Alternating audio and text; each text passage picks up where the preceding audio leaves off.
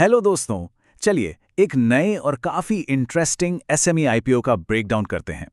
आज हम लोग सीके के रिटेल मार्ट आईपीओ की गहराई में जाएंगे ताकि ये फैसला ले सकें कि अप्लाई करना है या अवॉइड करना है।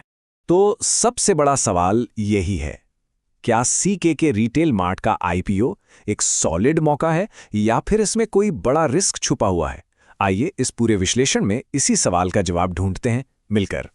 तो इस कंपनी को पूरी तरह से डिकोड करने के लिए ये रहे हमारे 6 सिंपल स्टेप्स।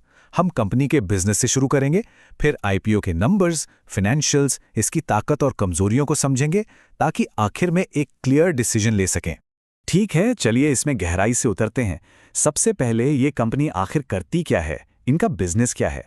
तो सीके रिटेल मार्ट बेसिकली एक एफएमसीजी डिस्ट्रीब्यूशन कंपनी है। इनका मेन फोकस जरूरी चीजों जैसे चीनी, चावल और दालों पर है। और हाँ, एक इंटरेस्टिंग बात यह है कि इनका अपना एक नया बेवरेज ब्रांड भी है जिसका नाम है फ्रूट्स अप। यहाँ इनका बिजनेस मॉडल काफ़ी स्मार्ट हो जाता है। ये एक ट्रेडिशनल 3 टियर सिस्टम तो फॉलो करते ही हैं, लेकिन सबसे इंपॉर्टेंट बात है इनकी मॉडर्न अप्रोच। ज़ीप्टो और ब्लिंकिट जैसे प्लेटफॉर्म्स पर इनकी मौजूदगी का मतलब है कि ये सीधे आज के फास्ट पेस्ड अर्बन कंज्यूमर्स तक पहुंच रहे हैं। ये इनके फ्यूचर ग्रोथ के लिए एक बहुत बड़ा प्लस पॉइंट हो सकता है। चलिए अब नंबर्स की बात करते हैं। ये वो डिटेल्स हैं जो हर पोटेंशियल इन्वेस्टर को आईपीओ के बारे में जरूर पता होनी चाहिए। ध्यान से देखिए, प्राइस बैंड है 155 रुपए से 163 रुपए पर शेयर। एक लॉट में 800 शेयर्स हैं। इसका मतलब एक रिटेल एप्लीकेशन के लिए मिनिमम इन्वेस्टमेंट लगभग 2.6 लाख का होगा। और हाँ, ये एनएसओ के एसएमई इमर्ज प्लेटफॉर्म पर लिस्ट होगा। तो ये कंपनी आईपीओ से रेज किए गए फंड्स का करेगी क्या? चार्ट में साफ दिख रहा है कि एक बड़ा हिस्सा यानी 65% वर्किंग कैपिटल में जाएगा। इसका आसान मतलब है कि वो अपनी डेली ऑपरेशंस जैसे लॉजिस्टिक्स और इन्वेंट्री मैनेजमेंट को और बेहतर करना चाहते हैं। ये एक पॉजिटिव साइन है क्योंकि इससे पता चलता है कि मैनेजमेंट बिजनेस की नींव मजबूत करने पर फोकस कर रहा है। चलिए अब सबसे जरूरी हिस्से पर चलते हैं और देखते हैं कि कंपनी के फाइनेंशियल्स कैसे हैं। क्या इसकी ग्रोथ आकर्षक है? आइए देखते हैं। वाह, इस चार्ट को देखिए। पिछले 2 सालों में कंपनी का रेवेन्यू लगभग 3 गुना बढ़ गया है। ये ग्रोथ कहना पड़ेगा काफी इंप्रेसिव है। अब आते हैं वैल्यूएशन पर। इसका पोस्ट आईपीओ पी रेशियो यानी प्राइस टू अर्निंग रेशियो 18.38 के आसपास होगा। सिंपल शब्दों में कंपनी की ग्रोथ को देखते हुए ये वैल्यूएशन काफी आकर्षक और रीजनेबल लग रहा है।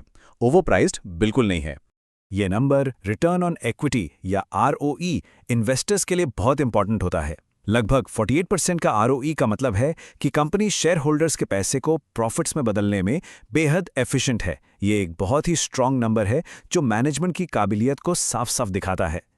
और आखिर में फाइनेंशियल हाईलाइट है पोस्ट आईपीओ ईपीएस या अर्निंग्स पर शेयर, जो 8.87 रुपए है। ये नंबर कंपनी की प्रॉफिटेबिलिटी पर शेयर को दर्शाता है और आगे जाकर इसके स्टॉक प्राइस को जस्टिफाई करने में एक इंपॉर्टेंट रोल प्ले करेगा। ठीक है, फाइनेंशियल्स तो स्ट्रांग लग रहे हैं। अब फोकस करते हैं उन पॉजिटिव चीजों पर जिनके कारण कंपनी का भविष्य उज्जवल दिख सकता है। What's the bull case here? तो यहां पर सारी ताकतें एक साथ हैं। प्रोडक्ट्स में वैरायटी है, क्विक कॉमर्स के साथ एक सॉलिड डिस्ट्रीब्यूशन नेटवर्क है, कंसिस्टेंट ग्रोथ है और कैपिटल का बेहतरीन इस्तेमाल हो रहा है। ये सब मिलकर एक ऐसी कंपनी की तस्वीर बनाते हैं जो सही रास्ते पर है। लेकिन एक बैलेंस्ड व्यू के लिए अब उन रिस्क और कमजोरियों पर नजर डालना भी उतना ही जरूरी है, क्योंकि कोई भी इन्वेस्टमेंट बिना रिस्क के नहीं होता, राइट? लेकिन हर कहानी के 2 पहलू होते हैं। पहला, डिस्ट्रीब्यूशन बिजनेस में मार्जिन्स हमेशा कम रहते हैं। दूसरा, कंपनी जियोग्राफिकली कॉन्सेंट्रेटेड है, ज्यादातर बिजनेस ईस्टर्न इंडिया से आता है। और सबसे बड़ा रिस्क एसएमई आईपीओ का नेचर ही है। अलॉटमेंट के चांसेस कम होते हैं और अभी ग्रे मार्केट प्रीमियम यानी जीएमपी कुछ खास नहीं दिख रहा है, जो एक फ्लैट लिस्टिंग का इशारा हो सकता है। तो सारी एनालिसिस को एक साथ लाकर अब आते हैं उस सवाल पर जिसका सबको इंतजार है, करना क्या है, अप्लाई या अवॉइड? तो आखिरी फैसला इन्वेस्टमेंट स्टाइल पर निर्भर करता है। अगर इंडिया की कंजम्पशन स्टोरी में लंबे समय के लिए इन्वेस्ट करना है तो इसके फंडामेंटल स्ट्रांग हैं और वैल्यूएशन भी ठीक है। लेकिन अगर सिर्फ लिस्टिंग डे गेन्स के लिए अप्लाई करना है तो रिस्क ज्यादा है और इससे बचना शायद बेहतर हो सकता है। और इस विश्लेषण को हम एक बड़े सवाल के साथ खत्म करते हैं। एसएमई आईपीओज आखिर हैं क्या? हाई ग्रोथ का टिकट या हाई रिस्क का खेल, इस पर सोचना जरूरी है।